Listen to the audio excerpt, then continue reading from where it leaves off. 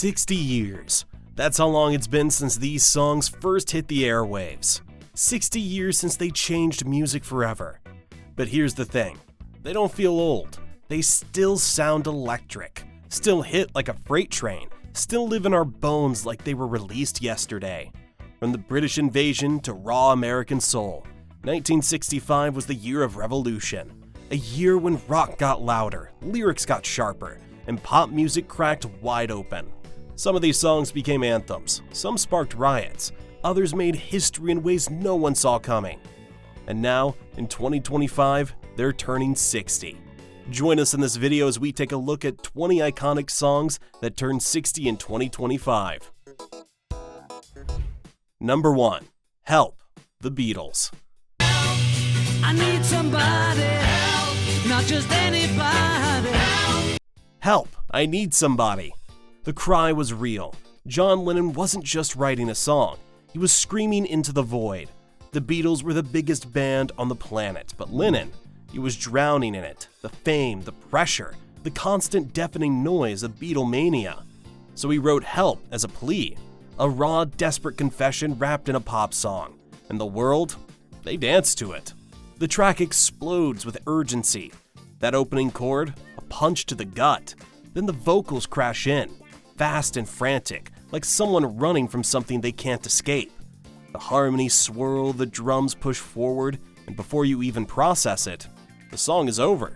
2 minutes, 18 seconds of pure Beatlemania adrenaline.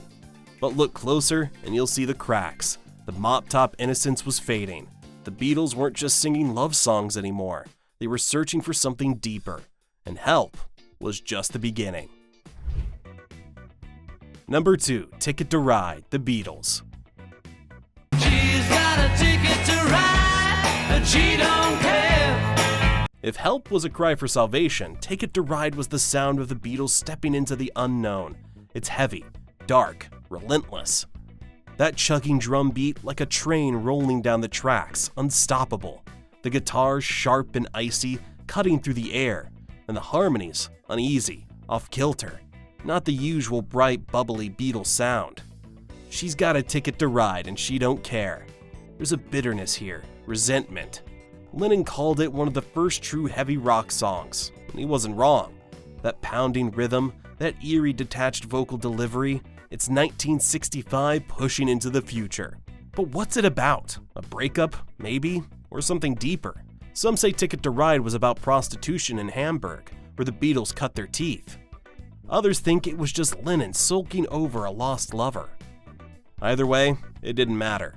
The song hit number 1, and it proved the Beatles weren't just a flash in the pan. They were evolving, and the world had no idea what was coming next.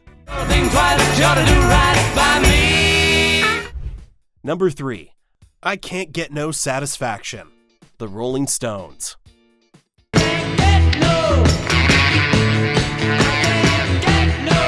3 notes, that's all it took. 3 notes that shattered the airwaves, ignited teenage rebellion, and made the Rolling Stones the most dangerous band in the world. Keith Richards claims he wrote it in his sleep. Woke up, listened back to his tape recorder, and there it was, rock and roll lightning in a bottle. I can't get no, it's a howl of frustration. Jagger snarls every line like a man possessed.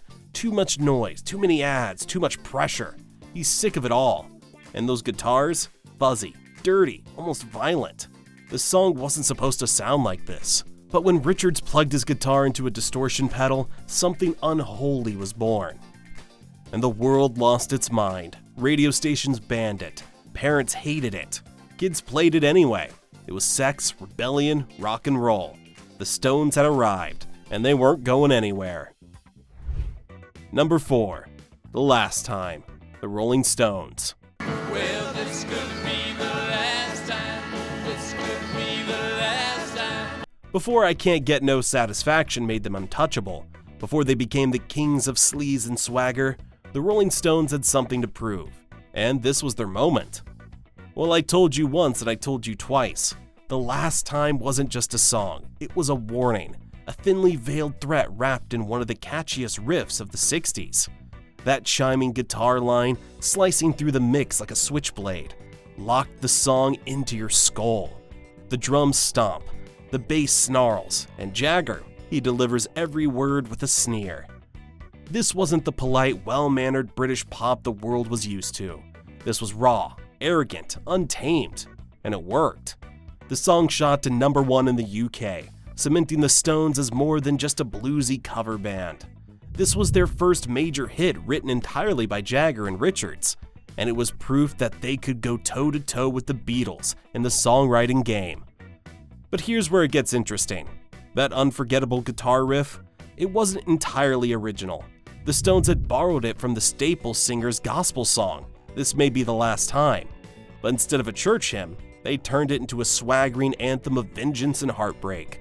And for the Rolling Stones, this wasn't just about a breakup. It was a declaration. They weren't just another British band. They were dangerous, and they were here to stay. Number 5, Tears, Ken Dodd. Tears for souvenirs are all you left. Now, if you're not from the UK, you might not know this one, but trust me, it was huge. In fact, Tears wasn't just a hit. It was one of the biggest singles of the entire decade. And here's the fun part. It wasn't rock, it wasn't pop. It wasn't part of the revolution tearing through music in 1965. It was a sentimental ballad, but people ate it up. Ken Dodd was a comedian, a variety show star, a man with wild hair and a face made for mischief. But in 1965, he shocked everyone by releasing a song that broke hearts across the nation. Tears for souvenirs are all you left me. It's old-fashioned, dripping in nostalgia, the kind of song that your grandparents slow danced to in dimly lit rooms. The orchestration swells, the melody aches, and Dodd's voice, warm, dramatic, trembling with emotion, turns it into something timeless. And somehow in a year dominated by the Beatles, the Stones, Dylan, and The Who, this song became the second best-selling single of the entire decade in the UK. Why? Because no matter how much music evolves, no matter how loud rock and roll gets, people will always crave songs that make them feel. And Tears did exactly that. Turn on tears. Number 6, Mr. Tambourine Man, The Byrds.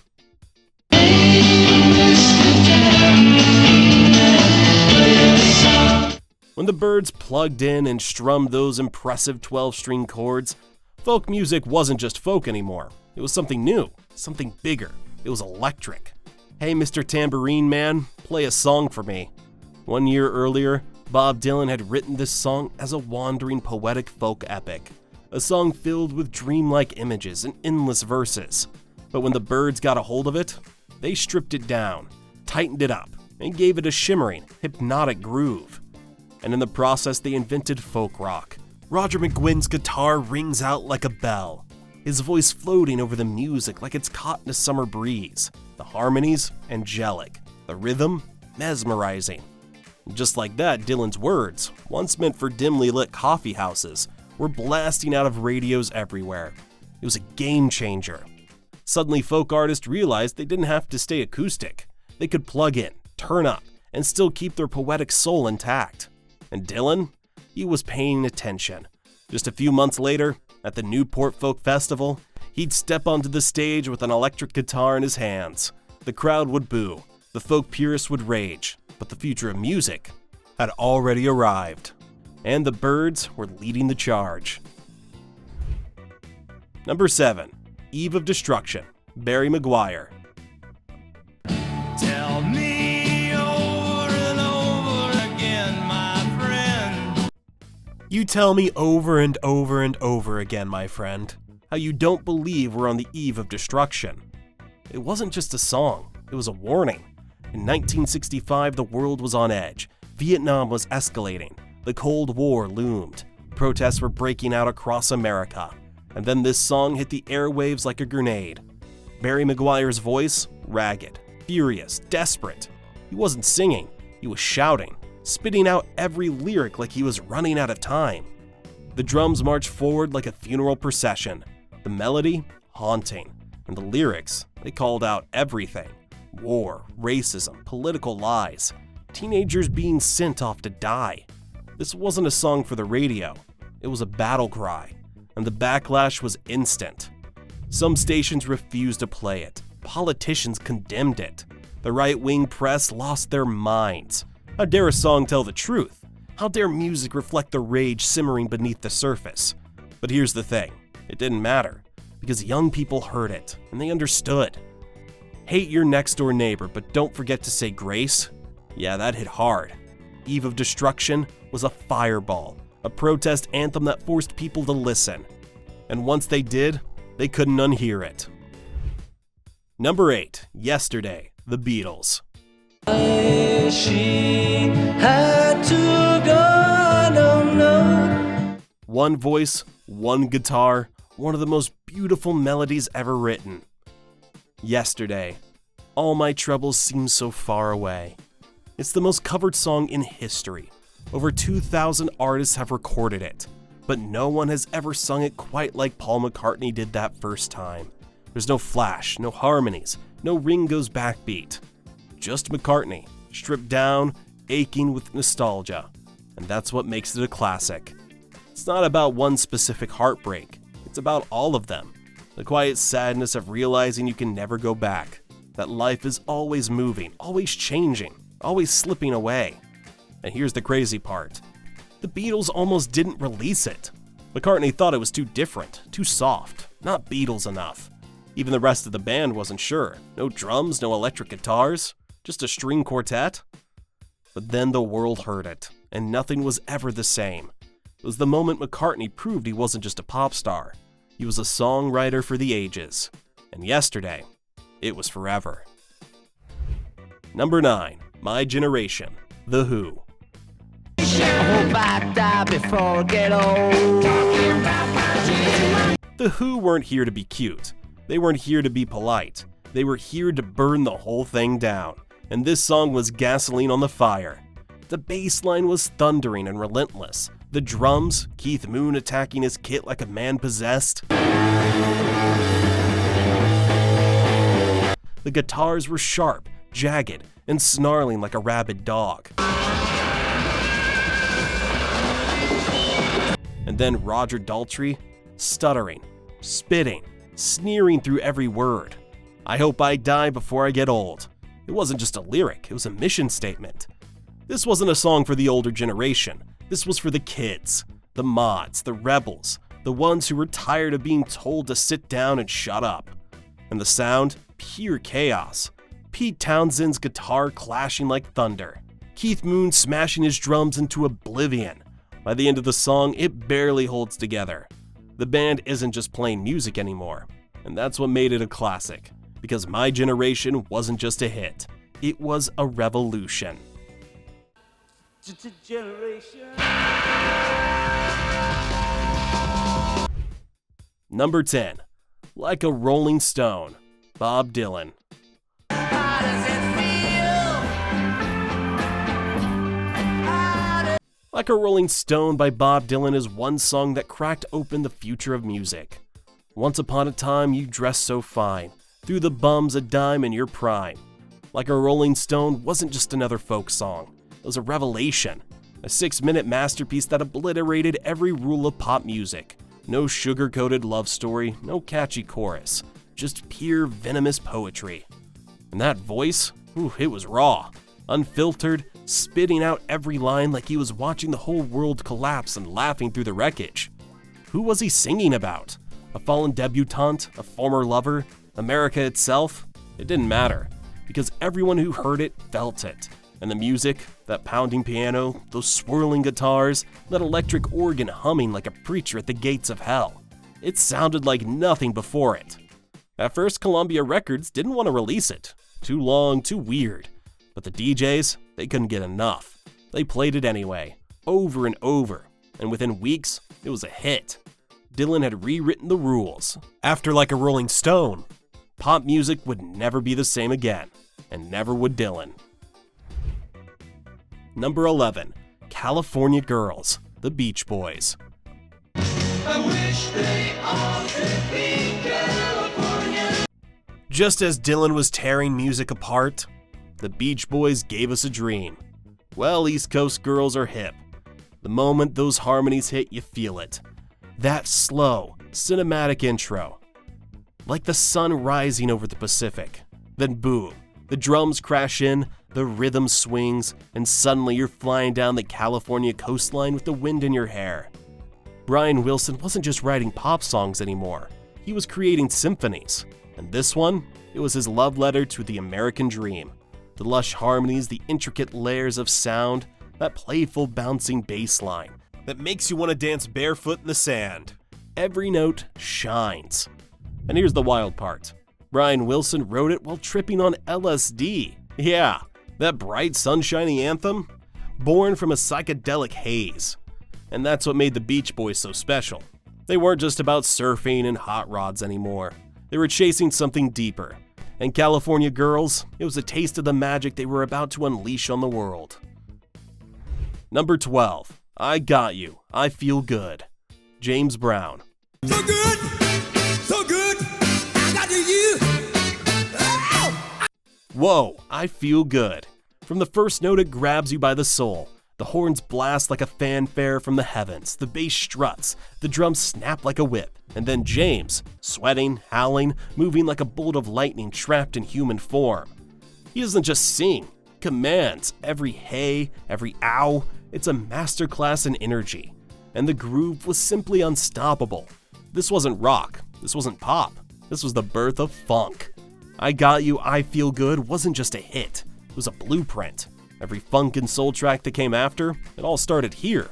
James Brown had arrived, and music, it would never sit still again. Number 13, The Sound of Silence, Simon and Garfunkel. The sound of silence. The Sound of Silence started as a whisper, then it became a roar. Hello darkness, my old friend. At first, nobody noticed the song.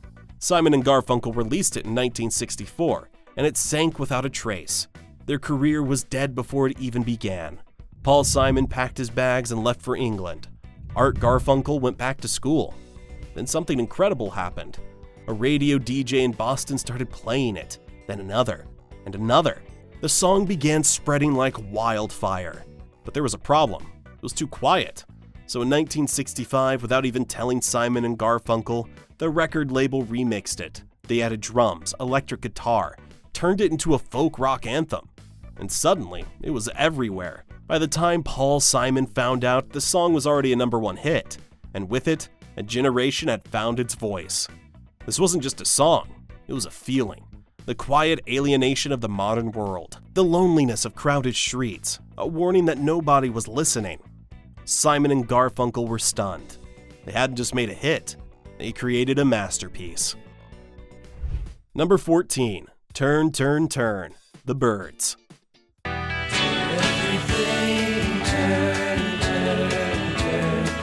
To Everything, Turn, Turn, Turn. A song written by Pete Seeger in 1959. Lyrics pulled straight from the Bible. But when the Byrds got their hands on it, it became a call for peace. That phenomenal 12-string guitar, the soaring harmonies, it felt timeless, like it had always existed. But in 1965, it meant something more. The war in Vietnam was escalating, protests were rising, and here was this song, gentle yet powerful. A song that didn't rage, didn't scream. It just reminded people there's a season for everything. And right now, it was time to change. Turn, Turn, Turn wasn't just a hit. It became an anthem for the peace movement. A song that even today still carries the same message. Because no matter how much the world shifts, how much time passes, there's always a season to turn. Number 15, Stop in the Name of Love, The Supremes.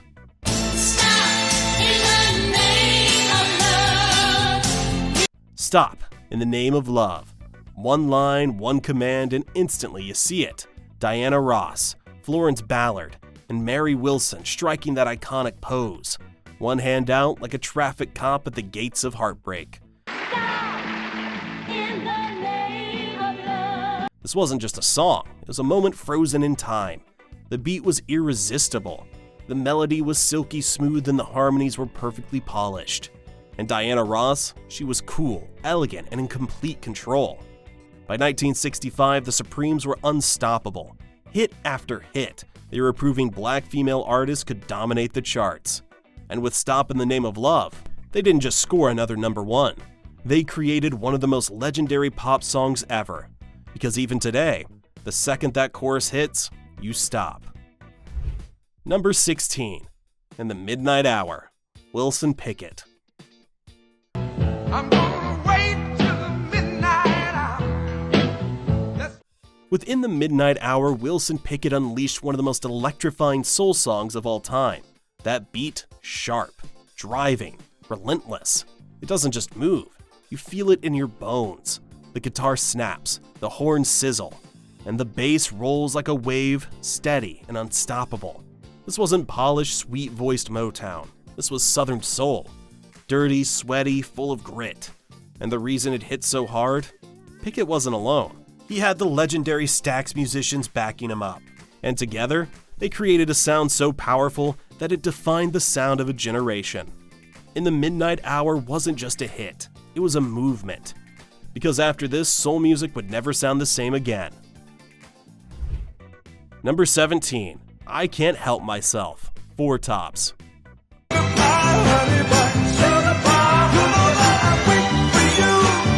I Can't Help Myself was Motown at its finest. It became one of the greatest love songs ever recorded. Sugar Pie, Honey Bunch, You Know That I Love You. And just like that, the world fell in love. That bouncing bass line, the driving rhythm, the call and response vocals that grab you and never let go. And Levi Stubbs, he doesn't just sing these lyrics, he pleads with them. He's desperate, he's drowning in love, he can't control it, he's hopeless. And that's what makes it so perfect. Because who hasn't felt that way? That rush, that ache, that helpless, all-consuming devotion? It's why this song never gets old. You hear it and suddenly, you're right back in it. Number 18, Wooly Bully, Sam the Sham and the Pharaohs.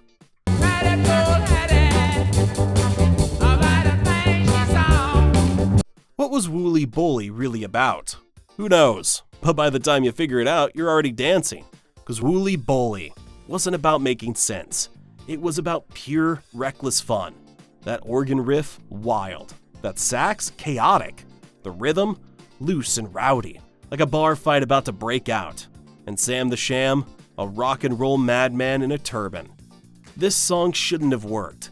It had nonsense lyrics, a bizarre name, and a frontman who looked like he time traveled from ancient Egypt. And yet, it became a smash hit. Because sometimes music doesn't need a deeper meaning. Sometimes you just need to move. And Wooly Bully, it made the whole world move. Number 19, Shotgun, Junior Walker and the All-Stars.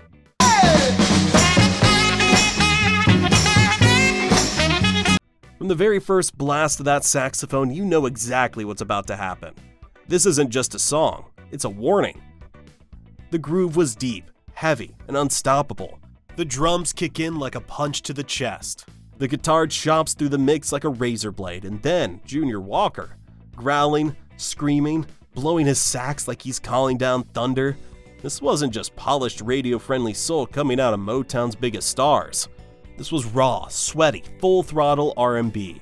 And when Junior Walker tore into the sax solo, it wasn't just a break in the song.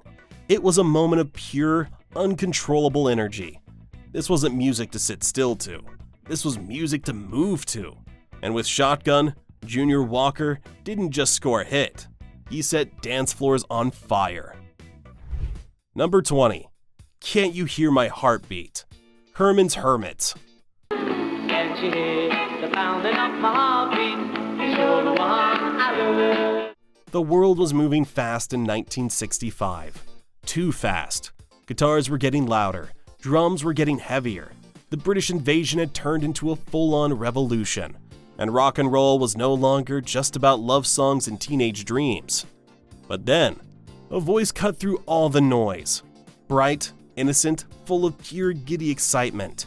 Every time I see you looking my way, and suddenly, everything felt a little simpler.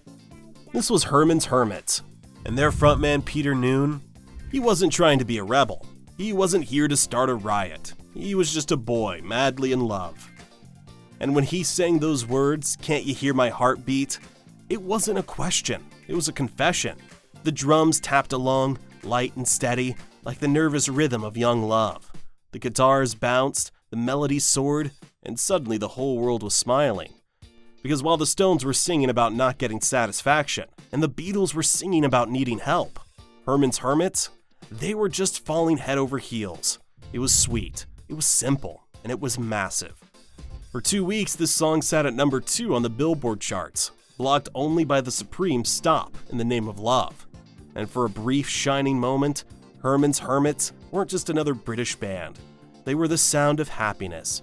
Because sometimes, a song doesn't need to change the world. Sometimes it just needs to make your heart race. So now the question is, which of these legendary songs still hits you the hardest? Drop your pick in the comments, and while you're at it, hit that like button, subscribe for more deep dives into music history, and turn the notifications on so you never miss a beat. Trust me, we got plenty more where this came from. See you in another one soon.